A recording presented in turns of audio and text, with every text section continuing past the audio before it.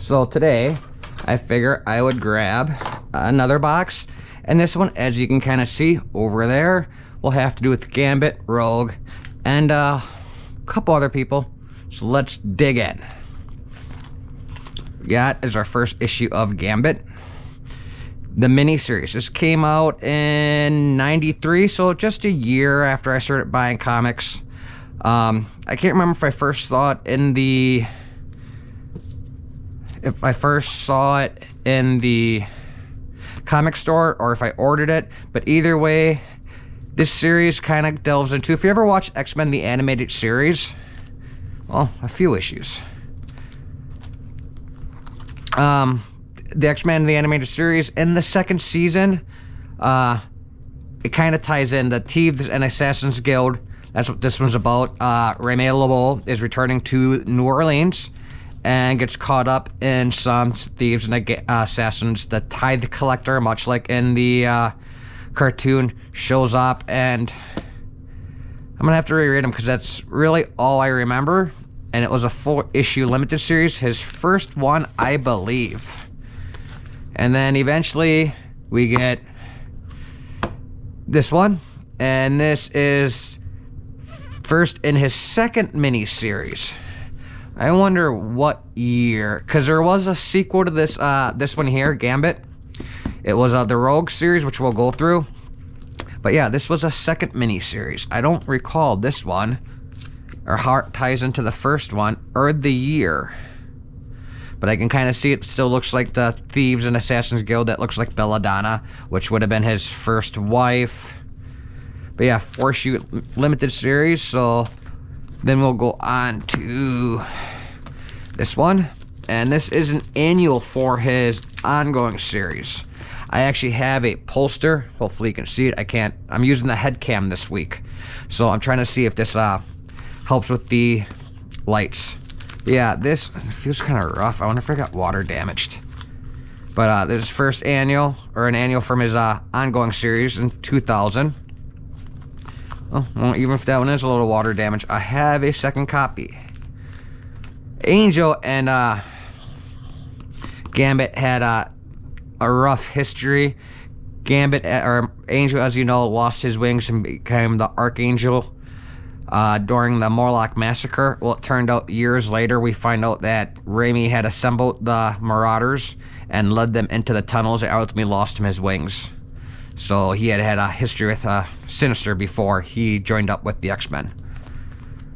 The 99 annual. And a Gambit half. Like I said, I was a huge Gambit fan. There's an issue of the Wizard magazine. I also picked that up. It was nice.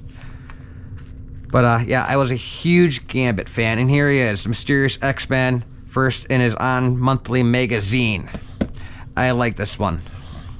Don't remember a lot about it. And here's a variant cover. Another variant cover. This one's kind of hand-drawn.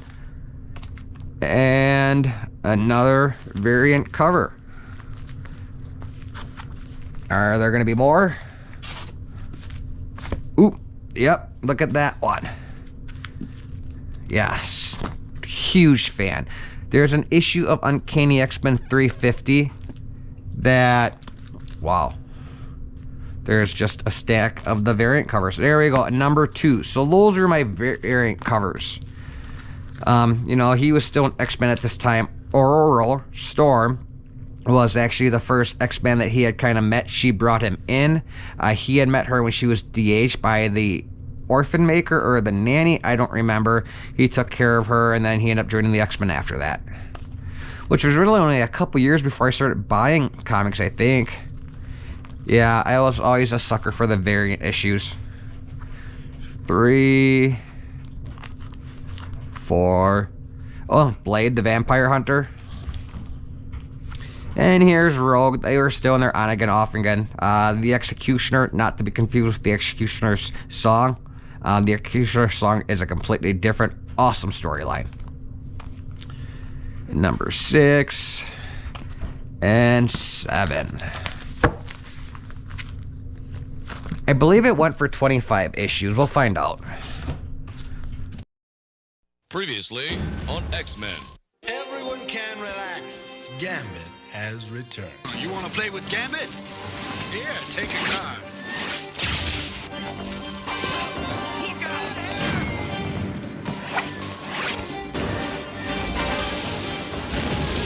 Life don't get much better than this. You miss me, Petit? I reckon so. 5-card stud. Jacks or better to open. Quickly! I knew you would rescue us. Don't y'all leave now. The fun just started. I think maybe you miss me, eh? If you want to settle this, mon ami, then let's do it. What we know about him? Only a little more than we know about you. You've never been straight with us. Not completely.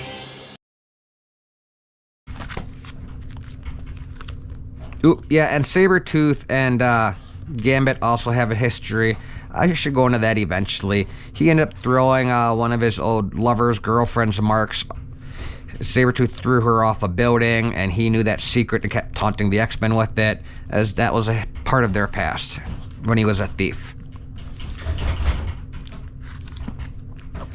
Sounds like my cat is rattling the door up there if you hear that.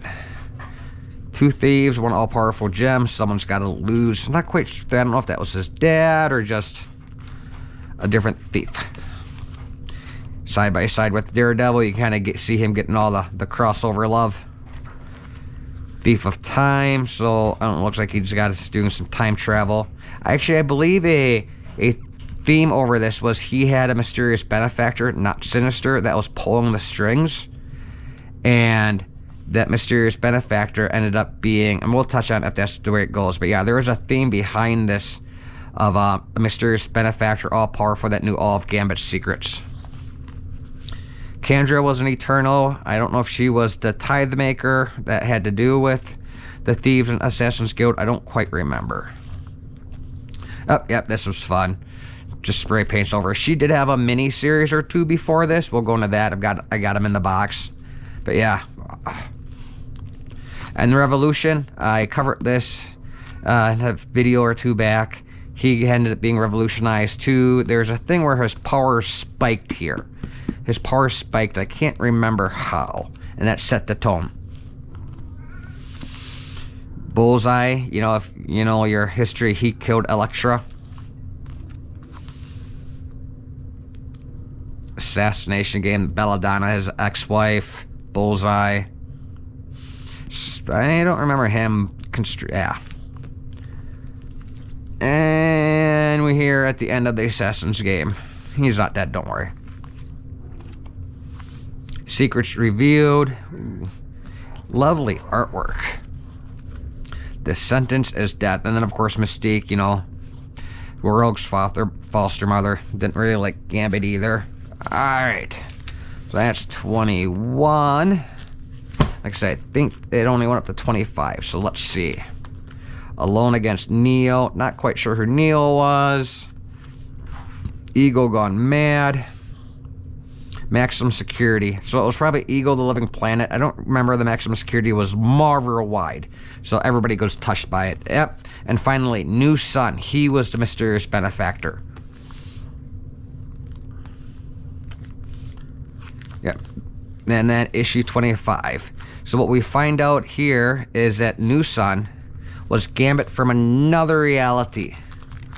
And he had let his powers run wild and destroy his Earth. He was a big hero, but then when he realized that it was hard for the Gambits across the multiverse to destroy or to control their unleashed Omega level powers, which was basically just being able to control atoms everywhere you see it. And yeah, it was very widely an extension of his kinetic, you know, generating the throwing cards or whatever he touched. But yeah, so it ended up being him from an alternate universe, and Gambit ended up having to burn out his powers to, that was the end of the original ongoing series. And then we've got this one, which I'm going to be honest right now, I don't remember at all. But 2, 3, 4, 5. And then giant size. I'm not quite sure what this one is. So yeah, so these must have petered out right around when I stopped collecting comics. Otherwise, I'm sure I would have had more. But then you got this giant size issue. I'm not quite sure what it is, but still very cool. Alright, so next let's go into what would have been the sequel to the original Gambit miniseries, you know, the ones down here, which would have been Rogue. So this one would have came out in 95 when the original came out in 93, and this one has to do with the thieves and assassins as well, but Belladonna had kidnapped her comatose first kiss that she had absorbed when her powers kicked in for the first time, much like that X-Men animated series episode where Rogue and Mystique dive into the past with Cody. Yeah, and then she's got to say goodbye because he's got to be let go. And then she had another series, as you can see.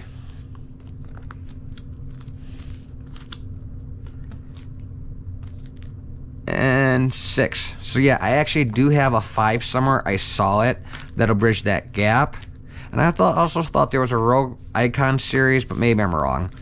So yeah, that one's missing one. I don't know if this was an ongoing or a mini series either. I don't remember. But that was those. Previously on X-Men.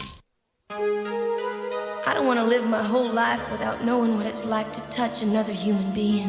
What's wrong, Chef? You know what happens when I touch somebody. You want to end up in the hospital? Maybe it's worth it, no? You're not gonna like this, but... Don't worry. I won't tell Jean. I just hope... I absorbed your power when I touched you. And how do I turn this darn thing off? Maybe you just want me to wake you up with a kiss.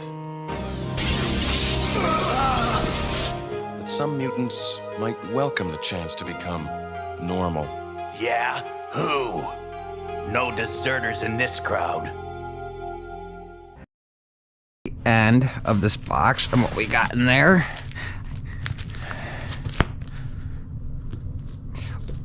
Bishop Limited Series. Very cool. That lasted Time Lost X-Men in his own series, so I'm assuming this went back into him before he came to the present 616 time.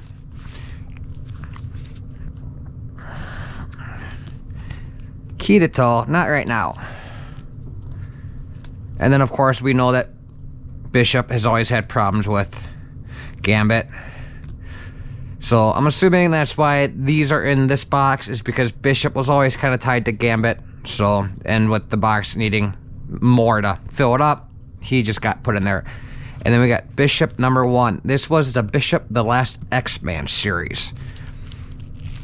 If I remember correctly, yep, first collector's issue, so I'm sure that's the same, just a variant.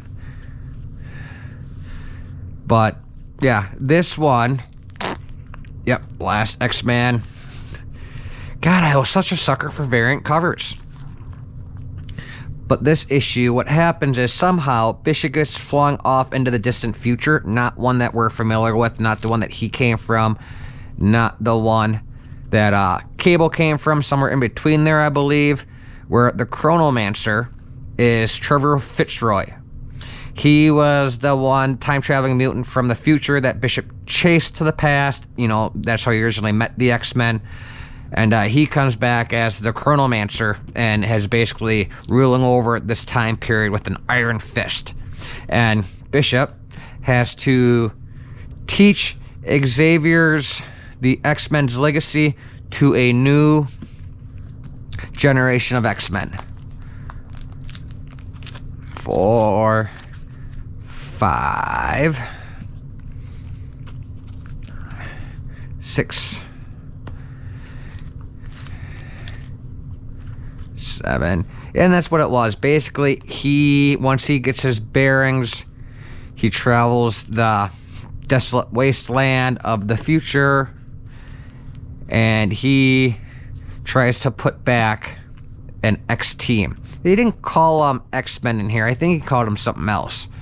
But like I said, with these, just checking to make sure they're all here. Yeah, 9, 10, 11, 12. And it looks like that's Fitzroy. It's different. I thought he had like green hair. I had an action figure of him way back in the day. It was kind of cool. He had like this charismatic armor. And you just kind of see him here. You know, he came back with the 80s, 90s haircut, you know, short hair and then like the perm. And then he ended up shaving his head after a while. And then here he grew dreadlocks. See? Doubles. The daytime stood still. Like I said, just a cool cover artwork. Maximum security, we saw that in the Gambit series once again. This is where actually he got shunted back to the past. And number 16. Ooh. Dreams End Part 3 of 4. I'll look that up, but that must have been over a few different series, because I'm sure I would have had the last Bishop issue. And the editorial decision at the time when this was canceled, it was well received. It was a mix of high sci-fi and X-Men themes, you know. But at the time, they thought they had way too many X books, so Bishop was one of the ones that were on the creative axe. Alright, and then we've got, what do I got here? Some mini-series. Wolverine Gambit Victims. Let's see if I can see the issue number. 3. I hate when they put them in such weird places. 4. So 2, I bet. Yep. And 1. So this was just, it came out, Wolverine had his own ongoing series, obviously, but in the 90s, you know, he was huge. And we'll go from the bottom, that way I can flip them up. So with, you know, the Wolverine Gambit, it was just them teaming up 2 of their popular ones at the time. Wolverine had his own series. Gambit, I think this was after Gambit's first mini-series, but before the other ones. But yeah, it was just teaming them up. I believe they went to Madripoor, and then I believe in an editorial decision, Wolverine actually quit smoking on camera here for a while because they were trying to not taint the children. And we got Gambit and Bishop, Sons of the Atom. So bi-weekly. This was a limited series as well. We got 5 here, 6 here. And basically, Gambit and Bishop had to team up. There was an issue with Strife, Cable's clone, 4. And then they went and saw the Witness, who was supposed to be a Gambit in the future that survived after the X-Men were betrayed. That's why Bishop originally came to the past, but the Witness ended up being someone else. I'm not sure if they ever closed that loop. I always liked the idea of Raimi being the Witness. So when they decided to make the Witness a different character, and they didn't quite explain it, I don't remember them explaining it. I'd have to reread it. But it was just weird. But putting Gambit and Bishop together, this was 2000s, I believe, was a good idea. Keeping them busy. What do we got now? Oh, an Alpha. I don't know where this one takes place at. Just says Alpha, and we had number 1. I'll open those up and organize them later. Alpha again. It's just, yeah, you see Cyclops there, just gone. So they had either kicked off Sons of the Atom or wrapped it up. And Genesis. So yeah, I don't know if that maybe came after the 6-episode series. I don't know the order. I'll look that up. Sabretooth and Mystique. Don't know why they're in this box, but, you know, Sabretooth had to do with Gambit. Mystique has to do with Rogue, so maybe that's how they ended up in here. Oh, an X.S.E. Oh, they may just be a couple of lost issues. because 4, so that would have been the last one of a limited series. So that one, I bet you, has others in a box and just got mixed in. 1, X.S.E, Xavier Security Enforcers. That's what Bishop belonged to when he was in the future. So I'm not sure if this is just a flashback or if this is when they started bringing her back in a hologram form or before X Factor. I'll look up that one. I'll throw something on the screen. We got issue 1, 2, 3, and 4. Yeah, I'll probably keep these in this box just because they have to do with Gambit and Bishop. Otherwise, Sabretooth and Mystique, I'll have to find the box this one belongs to. Yeah, hopefully when I do that one, I can find the missing Rogue issue. Alright, so this is my Gambit Rogue box. It had some Bishop thrown in, some of the various miniseries like Gambit and Bishop, Gambit and Wolverine. So, we will get these cataloged, and then in a moment, I think I'm going to go ahead and show you guys my busts and my statues. Yep. So just hang on one moment. Hey there. I see you have found some content from Odds and Ends by Jar. So while I got your attention, let me tell you about the types of content we have to offer. I have my off-topic series, where I go off on an odd tangent. I only have a couple up currently, and these mainly are just me exploring a topic or making a video essay on something I found intriguing. Please, give these a watch. I figure you'll probably get about one a month. I do know what the next 2 should be, so subscribe to make sure you don't miss the notification. Alrighty, thanks for listening to what we here at Odds and Ends by Jar have to offer, and who really knows what subject will pique my interest next time? Not me, so make sure you are subscribed to the channel so the content pops up in your stream. Now, back to the content you were consuming.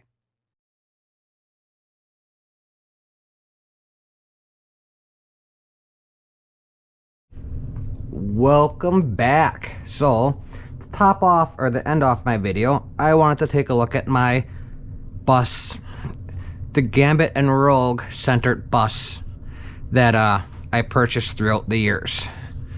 So we've got the Bowens. You can kind of see over there on the TV. The Bowens were like one of the first ones, I think, to start producing them.